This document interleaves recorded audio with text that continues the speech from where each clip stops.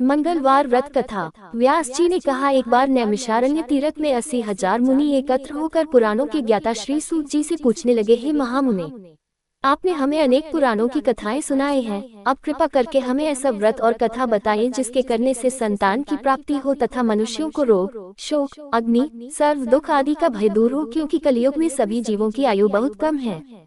फिर इस पर उन्हें रोग चिंता के कष्ट लगे रहेंगे तो फिर वह श्री हरि के चरणों में अपना ध्यान कैसे लगा सकेंगे। श्री सूत जी बोले, हे मुनियों, आपने लोक कल्याण के लिए बहुत ही उत्तम बात पूछी है। एक बार युधिष्ठिर ने भगवान श्री कृष्ण से लोक कल्याण के लिए यही प्रश्न किया था। भगवान श्री कृष्ण और युधिष्ठिर का संवाद तुम्हारे सामने कहता हूँ, ध्यान देकर सुनो। एक समय पांडवों की सभा में श्री कृष्ण जी बैठे हुए थे। तब युधिष्ठिर ने भगवान श्री कृष्ण से प्रश्न किया, हे प्रभु नंदन गोविंद, आपने मेरे लिए अनेकों कथाएं सुनाए हैं, आज आप कृपा करके ऐसा व्रत या कथा सुनाएं जिसके करने से मनुष्य को रोग चिंता का भय समाप्त हो और उसको पुत्र की प्राप्ति हो। हे प्रभु, बिना पुत्र के जीवन व्यर्थ है, पुत्र के बिना मनुष्य नरकगामी होता है, पुत्र के बिना मनुष्य पितृ ऋण से छुटकारा नहीं पा सकता और न ही उसका पुण्यक नामक नरक से उद्धार हो सकता है। अतः पुत्रदायक व्रत बतलाएं। श्री कृष्ण भगवान बोले, हे राजन, मैं एक प्राचीन इतिहास सुनाता हूँ, आप उसे ध्यान पूर्वक सुनो। कुंडलपुर नामक एक नगर था, उसमें नंदा नामक एक मन रहता था। भगवान की कृपा से उसके पास सब कुछ था, फिर भी वह दुखी था। इसका कारण ये था कि मन की स्त्री सुनंदा की कोई संतान न थी। सुनंदा पतिव्रता थी, भक्तिपूर्वक श्री हनुमान जी की आराधना करती थी। मंगलवार के दिन व्रत करके अंत में भोजन बनाकर हनुमान जी का भोग लगाने के बाद स्वयं भोजन करती थी। एक बार मंगलवार के दिन मणि गृह कार्य की अधिकता के कारण हनुमान जी को भोग न लगा सकी, तो इस पर उसे बहुत दुख हुआ।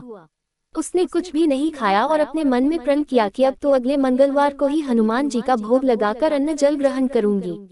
मणि सुनंदा प्रतिदिन भोजन बनाती, श्रद्धापूर्वक पति को खिलाती, परंतु स्वयं भोजन नहीं करती और मन ही मन श्री हनुमान जी की आराधना करती थी। इसी प्रकार 6 दिन गुजर गए और मणि सुनंदा अपने निश्चय के अनुसार भूखी प्यासी निराहार रही। अगले मंगलवार को मणि सुनंदा प्रातःकाल ही बेहोश होकर गिर पड़ी। मणि सुनंदा की इस असीम भक्ति के प्रभाव से श्री हनुमान जी बहुत प्रसन्न हुए और प्रकट होकर बोले, सुनंदा, मैं तेरी भक्ति से बहुत प्रसन्न हूँ, तू उठ और वर मान। सुनंदा अपने आराध्य देव श्री हनुमान जी को देखकर आनंद की अधिकता से वल हो श्री हनुमान जी के चरणों में गिरकर बोली, हे प्रभु, मेरी कोई संतान नहीं है, कृपा करके मुझे संतान प्राप्ति का आशीर्वाद दे, आपकी अति कृपा होगी। श्री महावीर जी बोले, तेरी इच्छा पूर्ण होगी, तेरे एक कन्या पैदा होगी, उसके अष्टांग प्रतिदिन सोना दिया करेंगे। इस प्रकार कहकर श्री महावीर जी अंतर्ध्यान हो गए। मणि सुनंदा बहुत हर्षित हुई और सभी समाचार अपने पति से कहा। मनदेव कन्या का वरदान सुनकर कुछ दुखी हुए, परंतु सोना मिलने की बात सुनी तो बहुत प्रसन्न हुए। विचार किया कि ऐसी कन्या के साथ मेरी निर्धनता भी समाप्त हो जाएगी। श्री हनुमान जी की कृपा से वह मणि गर्भवती हुई और 10वें महीने में उसे बहुत ही सुंदर पुत्री प्राप्त हुई।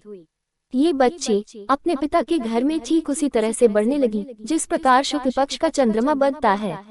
10वें दिन मन ने उस बालिका का नामकरण संस्कार कराया। उसके कुल पुरोहित ने उस बालिका का नाम रत्नावली रखा, क्योंकि यह कन्या सोना प्रदान किया करती थी। इस कन्या ने पूर्व जन्म में बड़े ही विधान से मंगलदेव का व्रत किया था।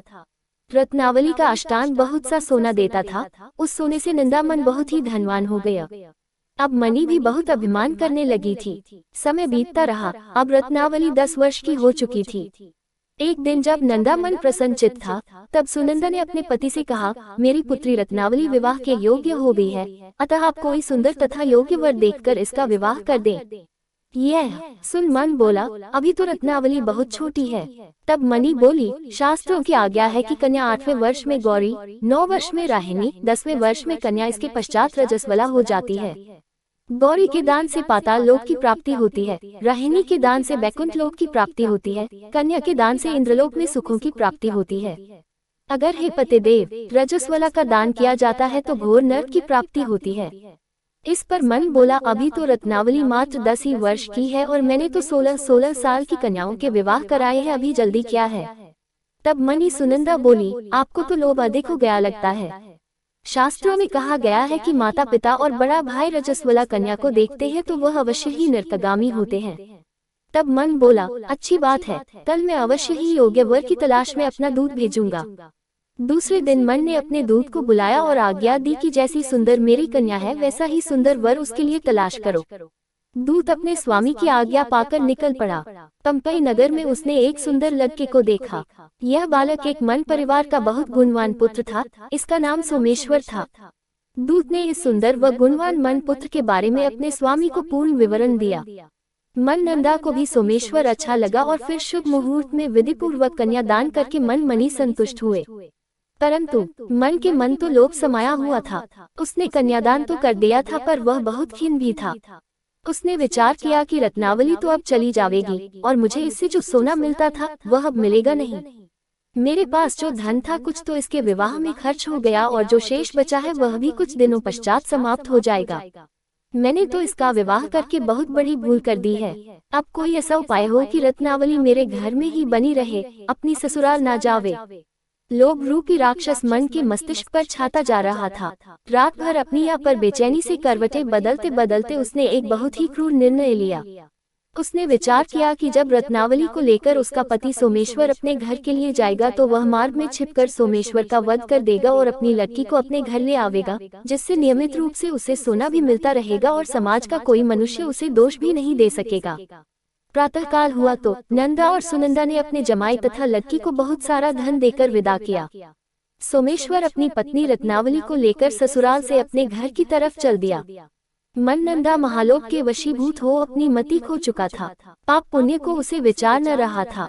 अपने भयानक व क्रूर निर्णय को कार्यरूप देने के लिए उसने अपने दूत को मार्ग में अपने जमाई का वध करने के लिए भेज दिया था, ताकि रत्नावली से प्राप्त होने वाला सोना उसे हमेशा मिलता रहे और वो कभी निर्धन न हो। मन के दूत ने अपने स्वामी की आज्ञा का पालन करते हुए उसके जमाई सोमेश्वर का मार्ग में ही वध कर दिया। समाचार प्राप्त कर मन नंदा मार्ग में पहुंचा और रुदन करती अपनी पुत्री रत्नावली से बोला, हे पुत्री, मार्ग में लुटेरों ने तेरे पति का वध कर दिया है। भगवान की इच्छा के आगे किसी का कोई वश नहीं चलता है।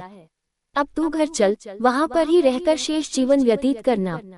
जो भाग्य में लिखा है वही होगा। अपने पति की अकाल मृत्यु से रत्नावली बहुत दुखी हुई। तरुण क्रंदन व रुदन करते हुए अपने पिता से बोली, हे पिताजी, इस संसार में जिस स्त्री का पति नहीं है उसका जीना व्यर्थ है। मैं अपने पति के साथ ही अपने शरीर को जला दूंगी और सती होकर अपने इस जन्म को, माता पिता के नाम को तथा सास ससुर के यश को सार्थक करूंगी। मन नंदा अपनी पुत्री रत्नावली के वचनों को सुनकर बहुत दुखी हुआ। विचार करने लगा, मैंने व्यर्थ ही जमाई वध का पाप अपने सिर लिया। रत्नावली तो उसके पीछे अपने प्राण तक देने को तैयार है। मेरा तो दोनों तरफ से मरण हो गया। धन तो अब मिलेगा नहीं। जमाई वध के पाप के फलस्वरूप यम यातना भी भुगतनी पड़ेगी। ये सोचकर वह बहुत खिन्न हुआ। सोमेश्वर की चिता बनाई गई। रत्नावली सती होने की इच्छा से अपने पति का सिर अपनी गोद में रखकर चिता में बैठ गई। जैसे ही सोमेश्वर की चिता को अग्नि लगाई गई वैसे ही प्रसन्न हो मंगलदेव वहाँ प्रकट हुए और बोले, हे रत्नावली, मैं तेरी पति भक्ति से बहुत प्रसन्न हूँ, तू वर मान। रत्नावली ने अपने पति का जीवन दान मांगा। तब मंगल देव बोले, रत्नावली, तेरा पति अजर अमर है, यह महाविद्वान भी होगा और इसके अतिरिक्त तेरी जो इच्छा हो वर मान।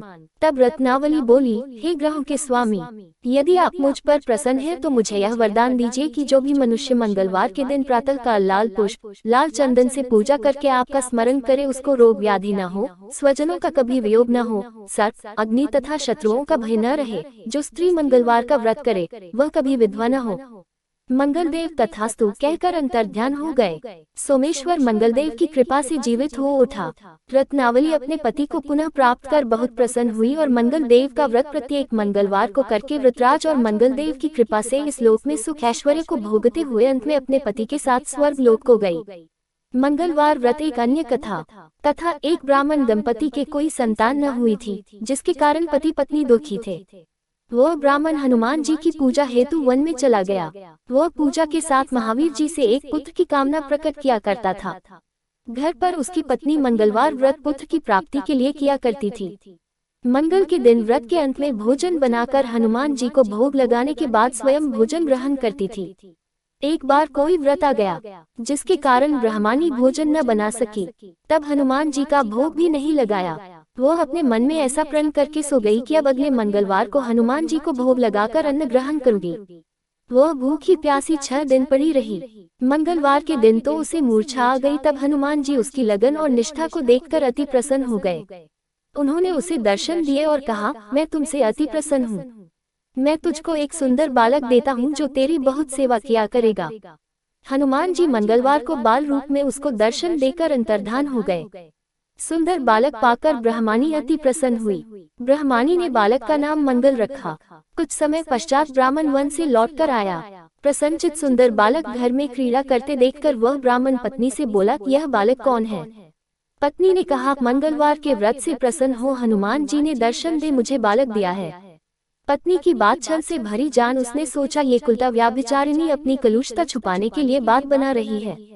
एक दिन उसका पति कुएं पर पानी भरने चला तो पत्नी ने कहा कि मंगल को भी साथ ले जाओ। वह मंगल को साथ ले चला और उसको कुएं में डालकर वापस पानी भरकर घर आया तो पत्नी ने पूछा कि मंगल कहाँ है? तभी मंगल मुस्कुराता हुआ घर आ गया। उसको देख ब्राह्मण आश्चर्यचकित हुआ। रात्रि में उसके पति से हनुमान जी ने स्वप्न में कहे, यह बालक मैंने दिया है। तुम पत्नी को कुलता क्यों कहते हो? पति यह जानकर हर्ष हुआ। फिर पति पत्नी मंगल का व्रत रख अपनी जीवन आनंद पूर्वक व्यतीत करने लगे। जो मनुष्य मंगलवार व्रत कथा को पढ़ता या सुनता है और नियम से व्रत रखता है, उसके हनुमान जी की कृपा से सब कष्ट दूर होकर सर्व सुख प्राप्त होता है। कथा कैसी लगी कमेंट में जरूर बताएं और पसंद आई तो हमारे चैनल को सब्सक्राइब जरूर करें।